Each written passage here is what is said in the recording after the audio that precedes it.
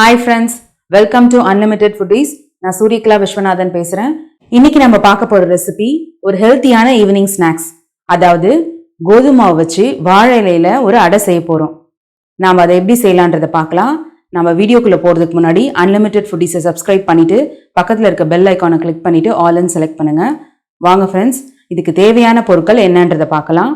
பெரிய cup measuring கப்பால 2 cup நான் கோதுமை மாவு எடுத்திருக்கேன்.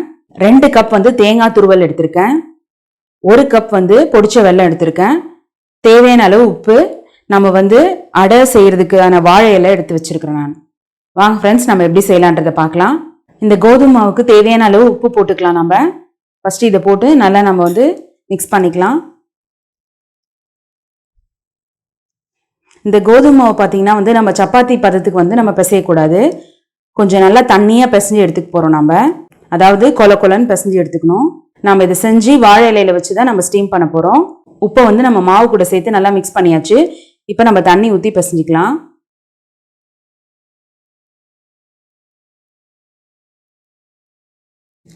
நல்லா பாருங்க, நான் திக்கா பிசையில நல்லா கொலன்னு தான் இருக்கு.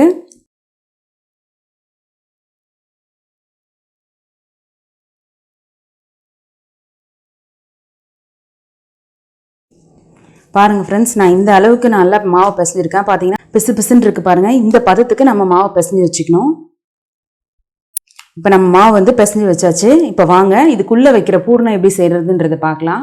ஃப்ரெண்ட்ஸ், இப்போ நான் பேன் வச்சிருக்கேன். இந்த பேனில் நம்ம தேங்காய் துருவலை போட்டு ஒரு 2 நிமிஷம் நம்ம நல்லா வதக்கினாலே போதும். அந்த தேங்காயோட வாசனை வரும். அந்த அளவுக்கு நம்ம வதக்கினா போதும்.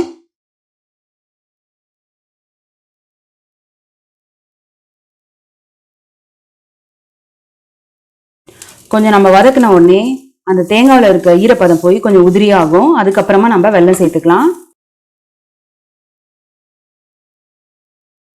ஃப்ரெண்ட்ஸ், இங்கே பாருங்க, நம்ம 2 நிமிஷமா வதக்கிட்டு இருக்கோம். நல்லா உதிரி ஆயிடுச்சு. இங்கே பாருங்க, இதை எடுத்தோடனே பூ எப்படி கொட்டுது பாருங்க, தேங்காய் பூ. இந்த ஸ்டேஜ்ல நம்ம வெல்லத்தை சேர்த்துக்கலாம். இந்த வெல்லம் பார்த்தீங்கன்னா தூசி மண் எதுவுமே இல்லாத வெல்லம். இதை நம்ம இதுல சேர்த்துக்கலாம். இது கடையில விற்கிது, பொடிச்ச வெல்லம்னு கேட்டீங்கனாலே கொடுப்பாங்க. இப்போ நம்ம இந்த வெல்லத்தை இதுல சேர்த்துக்கலாம்.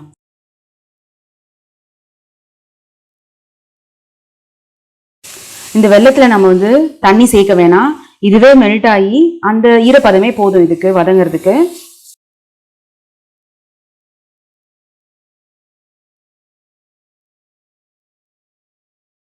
ஃப்ரெண்ட்ஸ், இப்போ பாருங்க, இந்த பதம் அளவுக்கு இருந்தா போதும். இப்போ நம்ம இந்த கோதுமை மாவுக்கு உள்ள வைக்கிற பூர்ணம் ரெடி ஆயிடுச்சு. இப்போ நம்ம அடுப்பு ஆஃப் பண்ணிக்கலாம். இந்த ஸ்டேஜில் நம்ம அடுப்பு ஆஃப் பண்ணிக்கலாம். ஃப்ரெண்ட்ஸ், இப்போ நம்ம பூர்ணம் செஞ்சாச்சு. இப்போ வாழை இலையில எப்படி நம்ம இதை இந்த ஸ்டஃபிங் பண்ணுறதுன்றதை பார்ப்போம். இப்போ நம்ம வாழை இலையில கொஞ்சோண்டு கோதுமை மாவு எடுத்துக்கலாம். கோதுமை மாவு கையில் பிசுன்னு தான் ஒட்டும். நம்ம தண்ணியை தொட்டு எல்லா இடமும் இந்த வாழை இலையில எல்லா இடமும் படுற மாதிரி ஸ்ப்ரெட் பண்ணி விட்டுக்கலாம். இலைக்கீழே நம்ம எண்ணெய் தடவை வேணாம்.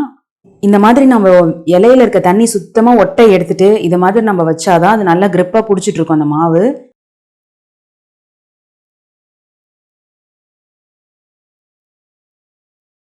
ஃப்ரெண்ட்ஸ், இப்போ நம்ம எல்லா இடமும் கோதுமை மாவு ஸ்ப்ரெட் ஆகிற மாதிரி நல்லா ஸ்ப்ரெட் பண்ணி விட்டுட்டோம். இலை ரொம்ப தெரிகிற மாதிரி வேணாம், இல்லைன்னா ரொம்ப மொத்தமாகவும் மாவு வச்சிடாதீங்க. தெரியாத அளவுக்கு கொஞ்சம் மெல்லிஸாக நம்ம தட்டிக்க வேண்டியதுதான்.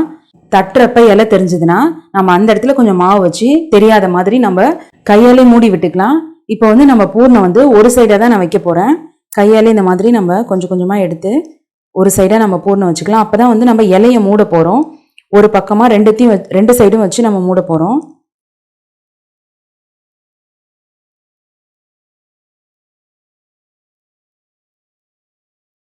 ஃப்ரெண்ட்ஸ், நம்ம இப்போ பூர்ணம் வச்சாச்சு. இப்போ நம்ம இந்த இலையை மூடிடலாம்.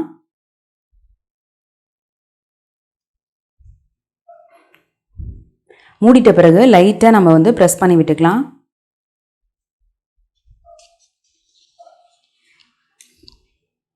இதே மாதிரி நம்ம மீதி இருக்க எல்லா இலையிலையும் கோதுமாவும் பூர்ணமும் வச்சு செஞ்சு எடுத்துக்கலாம். ஃப்ரெண்ட்ஸ், நம்ம இப்போ வாழை இலையில ஃபுல்லாக ஸ்டஃப் பண்ணி வச்சாச்சு. இங்கே பாருங்க, இப்போ நம்ம இட்லி பாத்திரத்தில் தண்ணி வச்சு நம்ம அது மேலே ஒரு பிளேட் வச்சாச்சு. இப்போ இதில் நம்ம எல்லாத்தையும் எடுத்து வச்சிட வேண்டியதுதான். இது மேலே கூட நம்ம வைக்கலாம், ஒன்றும் பிரச்சனை இல்லை. ஒன்று மேலே ஒன்று நம்ம இது மாதிரி வச்சுக்கலாம்.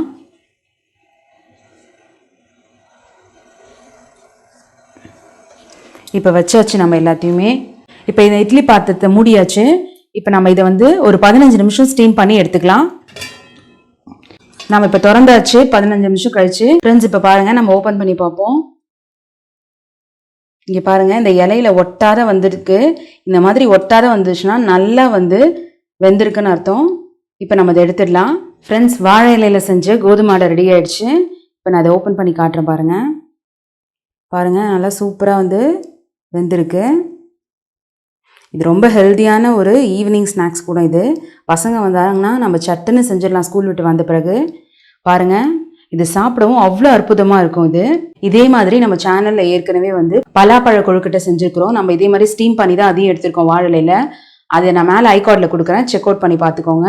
இங்கே பாருங்கள் ஃப்ரெண்ட்ஸ், எவ்வளோ சூப்பராக இருக்குது. இதை கட் பண்ணி பார்த்தோன்னே இது உள்ளே இருக்க பூர்ணம் பார்க்குறதுக்கே எவ்வளோ அழகாக இருக்குது பாருங்கள். அதே அளவுக்கு சாப்பிட்றதுக்கும் ரொம்ப ருசியாக இருக்கும், ரொம்ப டேஸ்ட்டாகவும் இருக்கும். கண்டிப்பாக இந்த ரெசிபியை நீங்கள் உங்கள் வீட்டில் ட்ரை பண்ணி பாருங்கள்.